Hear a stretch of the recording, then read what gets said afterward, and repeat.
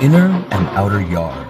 Innengarth and UTGARTH, respectively. These are modern terms to help us define and understand the differences in certain Jinregen, holy powers, while UTGARTH is a term found in Gylfaginning in the Prose Edda, and Gestadenorum, deed of the Danes, hit that 5 times fast, as UTGARTH Loki, or Loki of the outer yard, a separate figure from Laufeyson. Innengarth is a modern reconstruction, but specificity of language helps us to understand the world around us, and helps inform our worldview. Keep in mind that while we don't know how often UTGARTH was used outside these stories, and we have no record of Innengarth, it's possible these were terms in everyday Old Norse, just maybe not popular ones that made it into written records. But for us, in the modern age, it allows us to define the differences in Aesir, Vanir, Jotnar, Thurs, and so on.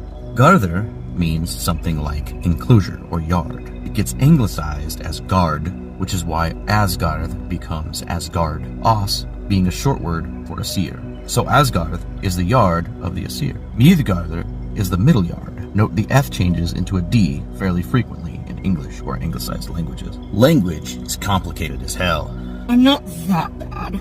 Your personal Innengarth are those you hold frith with. Friends, family, kith and kin. This is one of the many reasons why heathen groups are called kindred. Your inner yard is like a family. Your UTGARTH is everyone else. People outside that comfort zone. People you may adhere to grith with, but you're not close enough to hold frith with. And of course, strangers are outer yard. This is also how we see the Aesir, Vanir, and Rokr relationships. It's not adversarial like the dichotomy of angels v demons. It's more like 3 families that intermingle. Gods like Skadi and Gurth married into the inner yard of the Aesir, but came from the outer yard of the Jotnar. Likewise, Frey, Freya, and Njordr are Vanir, not quite the Innengarth of the Aesir, but joined in after the 2 families had conflict. You can see why God of War went with Mafia Dawn, Odin. Thor's mother is Jorð, goddess of the earth, and Jotun, not unlike the Greek Gaia, whose goddess and Titan.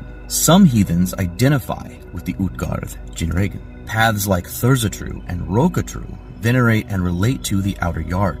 People who may not jive with the status quo. One of the gods I venerate closely is Fenrir. I feel a kinship with the plight of the famed wolf, that frustrated rage, bound by the impossible fetter. Often, Lokians will feel a similar kinship with their patron, Loki. The outer yard isn't evil.